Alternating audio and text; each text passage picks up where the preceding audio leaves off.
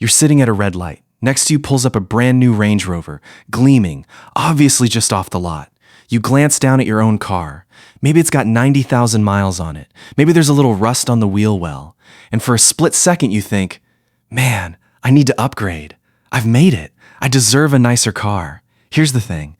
That person in the Range Rover, statistically, they're probably not the millionaire.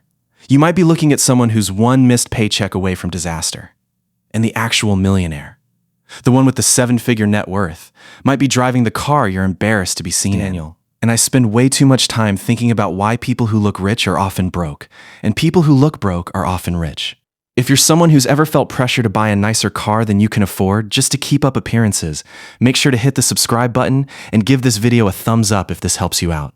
Look, this isn't a hot take. Thomas Stanley, who literally spent decades researching millionaires for The Millionaire Next Door, found something that broke everyone's brain when it came out.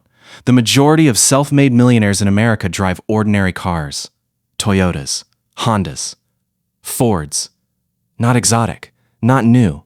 A huge chunk of them have never even paid full sticker price for a car in their life. Recent research backs this up. Ramsey Solutions ran a national study of millionaires, thousands of actual millionaires surveyed, and the pattern held. A large share of them own vehicles that cost less than $20,000.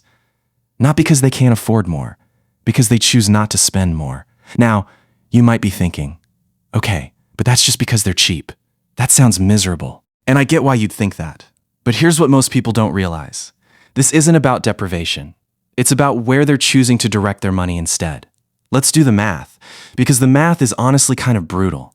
Say you buy a new car every 4 years for $40,000, financed at a typical rate, between the loan interest and depreciation, and a new car loses roughly 20% of its value in year one alone. You're realistically burning somewhere around $15,000 to $20,000 in pure value loss over those 4 years. Every single time.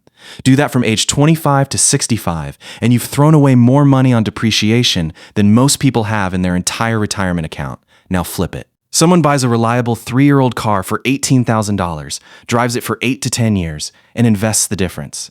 Let's conservatively say $10,000 a year, into an index fund averaging 8% returns. That's not a small gap anymore. That's hundreds of thousands of dollars by retirement. That's not a coincidence. That's the whole. It gets really interesting. Why do we do this to ourselves? It's not really about the car. It's about signaling. Psychologists call it conspicuous consumption. We buy visible things to communicate status to people we don't even like. The car sits in your driveway all day doing nothing except telling the neighbors something about you. But your retirement account? Nobody sees that. There's no social reward for a fat brokerage account, so we systematically underinvest in the invisible thing that actually builds wealth, and overinvest in the visible thing that actually destroys it. It's completely backwards from how wealth actually gets built, but it's exactly how most people's brains are wired. I talked to a guy, construction business owner, worth well over $2 million, who still drives a 2014 pickup with 140,000 miles on it. Somebody asked him when he was finally going to upgrade. He said, "Why would I? It runs." That single sentence is basically the entire millionaire mindset in 6 words. The car's job is transportation, not identity. So here's what you actually do with this. Number 1, buy used, ideally 2 to 4 years old, and let someone else eat that first-year depreciation hit. Number 2, set a hard rule. Never spend more than half your annual income on a vehicle, and honestly, less than a quarter is even better. Number 3, whatever gap you create between what you used to spend on cars and what you're spending now, automate it straight into an investment account before you ever see it in checking. If you don't automate it, it evaporates. Nobody's going to remember what you drove in 2026, but you will absolutely feel what an extra $300,000 in your account feels like at 60.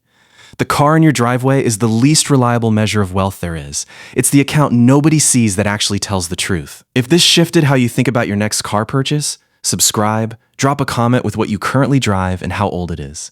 I guarantee the comments are going to surprise you, and I'll see you in the next one.